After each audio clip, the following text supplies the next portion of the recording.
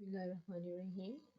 Welcome to our course Lexical Studies. It's our second lecture. In our previous lecture, we have talked about morph, morpheme, and allomorph. And I hope you have watched the videos and understood the concept very well. And keep on watching. That's good. Or our today's lecture, the topic of our today's lecture is semantic field. Semantics fields. What is semantics? Semantics is the study of meaning. Meanings play a vital role in communication. In our social life, we interact with other people by using words. Sometimes same words can be expressed with different meanings. Suppose you are sitting in a circle of your best friends, very informal sitting, and you are very happy, enjoying the gathering. Accidentally, you speak a word or say something which offends your friends, and then there are a lot of explanation are required to make the situation calm down or to make the situation better. For example, you will say or you will give statement like this: no, I didn't mean that, believe me, I meant that one, or I meant this one. Don't be angry, listen to me, I hadn't any intention to hurt you people. Just kidding, leave it. So these are the explanations you will use to satisfy or to cool down your friends that became angry on your words that you have spoken sometimes ago. So the semantics field, it's like that. We will study the meaning of different words, study the meaning of the same words in a different way. How language users acquire a sense of meaning as speakers, writers, listeners, and readers, and how language is changed and how meanings are altered over time. In the passage of time, there are some sort of changes in a particular language, and meanings are also changed with the passage of time. So I will share a list of 20 words the that meanings are changed over time. You will see that list. I will share you with this video. The study of semantics includes the study of how meaning is constructed, how meanings are made, how meanings are interpreted, or how meanings are clarified, simplified, contradicted, and paraphrased. We give explanations to our words in the sense of meanings. Semantics concerns itself with giving a semantic account of the nature of the meaning, which says that we deal with the nature of the meaning, we interpret the meanings, we paraphrase the meaning, we simplify it, or we give more and more explanation to our words to make the conversation better or to make the conversation effective, more effective. Example: what is the meaning of a word cow? One answer would be that it refers to an animal who has certain properties that distinguishes it from other animals who are called by other names like buffaloes or goats or camel. So this cow is different from the word cow means a different animals from, and it has some differentiation as compared to other animals like that. Oh, where do these names come from? Cow, when we speak this word cow, who told me that we must use this word cow? And why does the word cow mean only that the particular animal and none other? So why we will think that when we are using this word cow, it means the particular animals, the cow that we have intent, intention in our minds, not buffalo, not camel, not giraffe, not any other animals. So who told me? There is no essential connection between the word cow. When we see the animals and when we utter this word cow, there is no connection. There's no link. Why we use that word cow to that particular animal? And the animal indicated by the word, but we have established this connection by convention, and thus it continues to be so.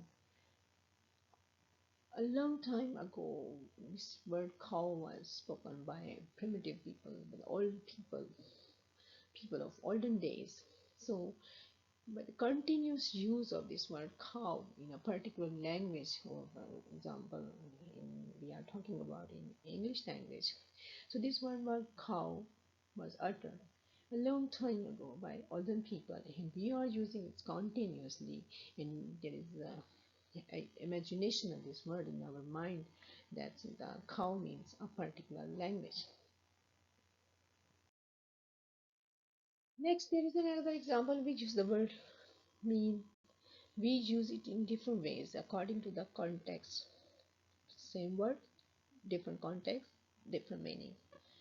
For example, we use a word table, and the context will tell us, will explain, will tell us about which table we have intention to mean. Or, for example, table mean wooden furniture, or our table is also showing information in the table form.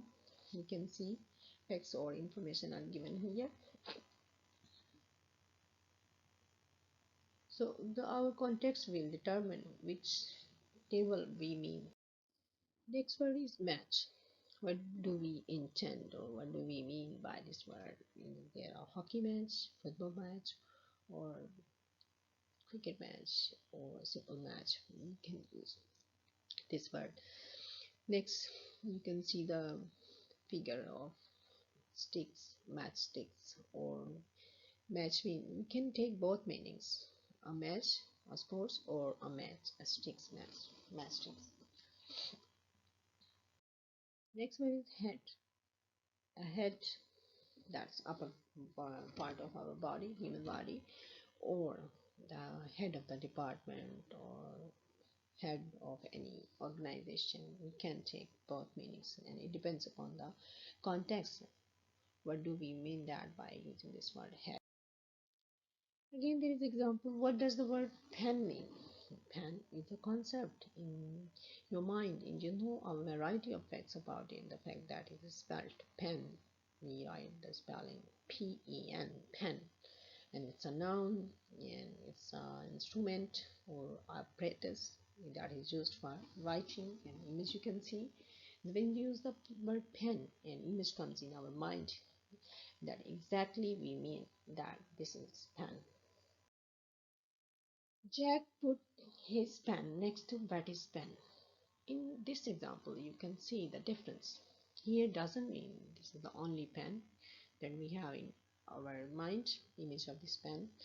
On the one hand, we could agree that it has the same meaning each time it is used previously, but on the other hand, we will also agree that it is used to mean two different things: Jack's pen and Betty's pen. Or maybe these two different pens are different in color, different in style, shape. So already we know that the pen, the first meaning of the pen, we know that this is a pen or an instrument or an apparatus for writing, and there are some next meaning that there are two pens. In this example we can see, and that these two pens could be different by possessed by two different people. Next, sorry, I didn't mean to offend you. Great. This means we will have to spend another hour in the car. Means there are two friends, and one friend's, like I gave you an example in the start of our lecture. So one friend got angry, and then the explanation given by the friend, and finally there were a reconciliation, and agreed that he didn't mean that. He didn't have any intention to hurt to that particular friends. So here we can see the meaning of mean is roughly equivalent to intend, to intention. What we have intention in our mind, although we are using the same word, but we have different intention by different explanation of the words, of the same word. Next, there are 7 types of meaning. We will discuss right now what are those 7 types. We will discuss one by one. A piece of language conveys its dictionary meaning, connotations beyond the dictionary meaning, information about the social context of language use, speakers' feelings, attitudes, transferring one meaning to another meaning of the same word. Example, Geoffrey Leach in his book Semantics, a study of meaning, describes 7 types of meaning. For example, there's a word, there is a dictionary meaning, the actual word, the basic, the meaning of the word you can see, or there are some additional meanings are also associated with that particular verse. So what are those additional meanings in social context? This could be social meanings or connotative meanings and some other associations of the meanings we can make with the meaning of the verse. Number one is there conceptual or denotation meaning. Denotation means dictionary meaning. Conceptual means basic meaning. For example, the word we have spoken, the word pen, it means conceptual, the basic, the figure. There was a figure, and we understand by the word pen what does it mean. An apparatus for writing or a tool for writing, and the different colors in our mind. So this is a pen mean only pen. So conceptual meaning is also called logical or cognitive meaning. It is the basic meaning which corresponds to the primary dictionary definition. It provides the base for all other types of meaning. It is essential and core meaning, the basic meanings. For example, boy, the hierarchical structure of the boy means, first of all, when we utter this word boy, it means it's a human, it's a male, and it's an adult person. We can say is a boy, not a child. We are not talking about the child. It's a boy means adult person. Next word is woman. First interpretation of this word in our mind comes in the way human or female and adult.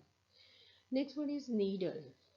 When we speak this word needle, the basic or denotation meaning or conceptual meaning comes in our mind that it will be thin, small, sharp instrument to use for particular purposes, or for example to use for stitching, etc. Number two, connotative meanings. Connotative meaning is the communicative value of an expression over and above its purely conceptual content.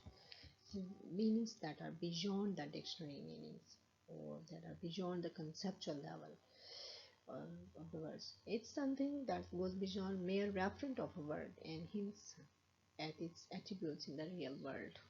Referent is a new term. Referent meaning is a concrete object or concept that is designated by a word or expression.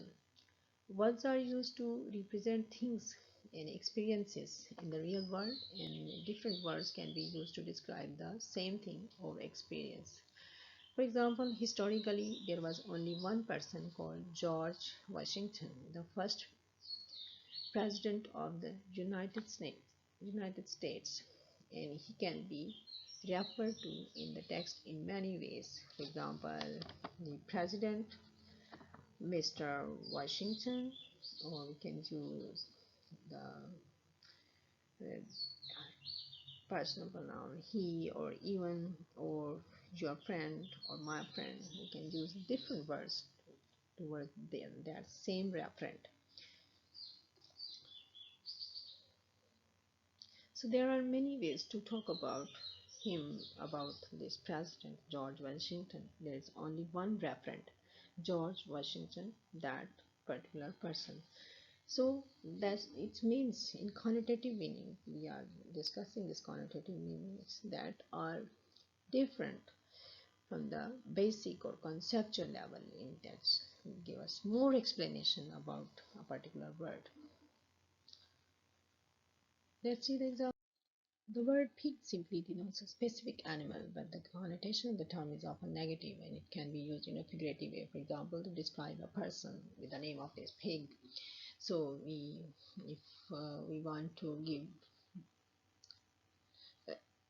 give bad name to a person, we want to give bad reputation, we use this word. Mostly we heard our politicians to talk about in this way, and they use abusive language or abusive words, for example pig and donkeys, to to give the bad reputation of the to the members of their opponent party, opposition party. So these are the names used by the society, and society can understand what does it mean. It means the person is not having good reputation. So these meanings are understood by the other member of the society. And here is another example of the word, like dog. We use in our Pakistani context. It is an abusive language. We call a person with this name, with, with the dog. And but in Western countries, then a person who is very committed or dedicated and who performs his duty very well, this word is given, this name is given to that person. He performs his duty doggedly, means with determination, or dedicated persons. So but here in our context, this word is not having good fame and good name. So these are the values and beliefs about particular words, about particular meanings that are given by the society or particular member of the society. So connotation means society can understand this word not only in the dictionary but also understood by the persons or by the individuals of particular members of the particular society, but also the connotative meaning, additional meaning, whether this word is used for uh, bad purpose or for a good purpose, or what does it additional meanings, what sort of additional meanings can be associated with these words. So we are here, we have concern beyond the denotation meanings, dictionary meanings. Here are some additional meaning meant by these words, connotative meanings. Next, social meaning. The meaning conveyed by the piece of language about the social context of its use is called the social meaning. We recognize some words or pronunciation as being dialectical, as telling us something about the regional or social origin of the speaker. It means that when we are using those words, these words are indications from which origin or what sort of speakers are those who are speaking the particular words. For example, those words are Indians or Indian origins, or Pakistani community is speaking those particular utterances, or these words are belonging to some other community members. Social meaning is related to the situation in which an utterance is used. It also indicates the situation where we will use those words. See the example, the word steed. Steed, horse, nag are synonyms, means these are the similar meanings.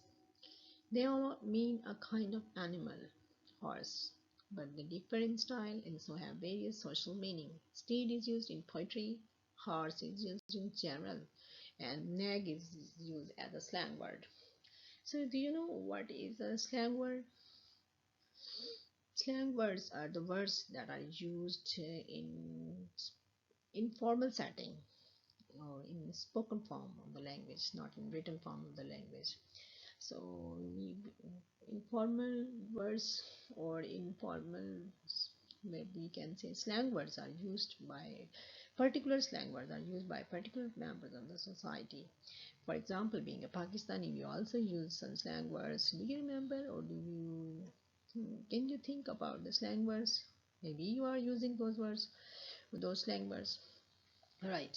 There are some slang words we are using as a Pakistani community member, like chill karo yaar, or meter ghum jana, screw dhila hona, or the very famous slang word that is associated with Pakistani community. We always, most of the time, we are using jugaad lagana.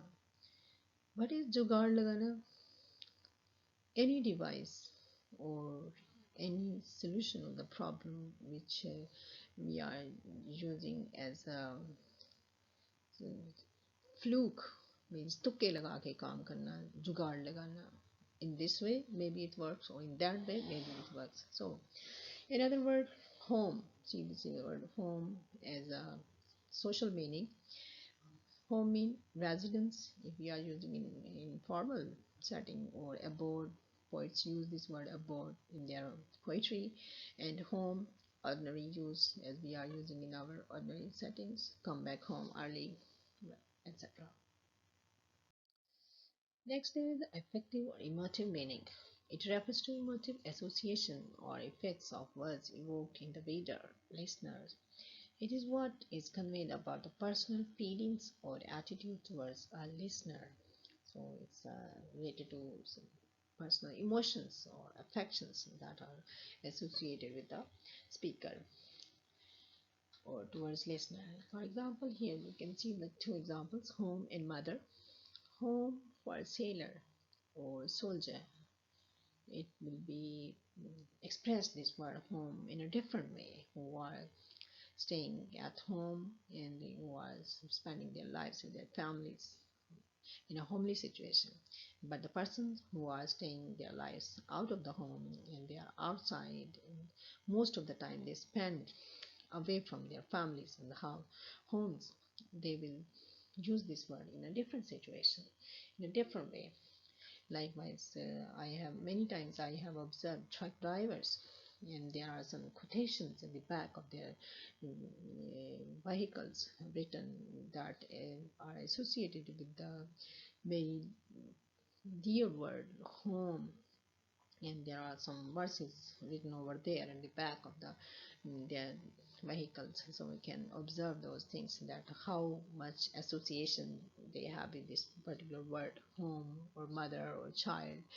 For example, mother, for a motherless child, what could be the importance of this word mother, whom the child who is not having, or his or her mother, and who is deprived of this blessing of Allah Almighty. And this word will be expressed in a different way for those who have their mothers and who are spending their lives at home with their family, or especially with their mother. So these are the special attachment and the emotional associations that we can relate with these emotive meanings. Next, there is the reflective meanings. Reflective meanings arises when a word has more than one conceptual meaning or multiple conceptual meaning. For example, take the word fiber. Fiber mean, what is the meaning of fiber? Yes, we use for the basic word, we use for the cloth, but this word fiber has also another meaning. Fiber meaning attribution to food. For example, we use the word apple. Apple has fiber. Next, what is subjects? What is the meaning of subjects? Subjects mean, of course, we can also take this word, basic word subject, or we can use the word subject when a researcher he or she is doing a research, and he or she will use the word subject for his or her participants in the research as a sample. The sample people, or he will use as a participant, he will use the word subjects. Next word is fan. Fan, the, that the mainly what we use is that we get air, or pedestal fan, or ceiling fan. The main word, the basic word, the conceptual word that we have meaning in this one. But the fan, when celebrities have their fans, or I'm your fan, we use the word fan. These are the other multiple meanings. Next word is mobile. Mobile, where is my mobile? Or mobile van, mobile service, or movable things, mobile. So these are the reflective meanings we use in this way. Next, there is a collocative meaning. Collocative meaning is the meaning which a word acquires in the company of a certain words. Collocative meanings refers to association of a word because of usual or habitual co-occurrence with certain types of words. We can say synonyms or meanings of similar words of similar meanings. For example, beautiful. We use the word pretty, handsome, good looking, charming.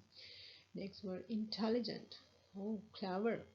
We use the word sharp, smart, and gifted. Next there is the word walk, march, stroll, ramble, tree, go, proceed, and step out. These are the different words we use with these particular words. These are called collocative meaning. Next, there is a thematic meaning.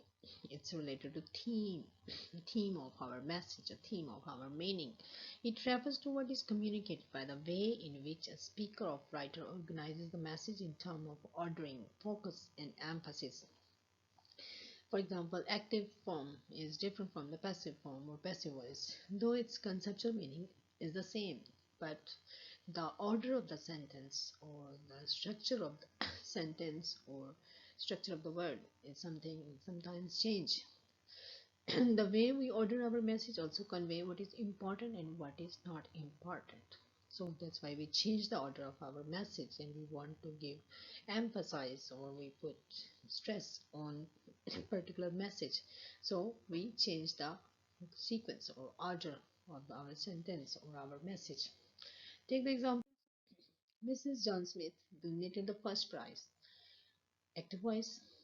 The next example, the first prize was donated by Mrs. John Smith, passive voice. In the first sentence, who gave away the prize is more important, but in the second sentence, what did Mrs. John Smith give is important.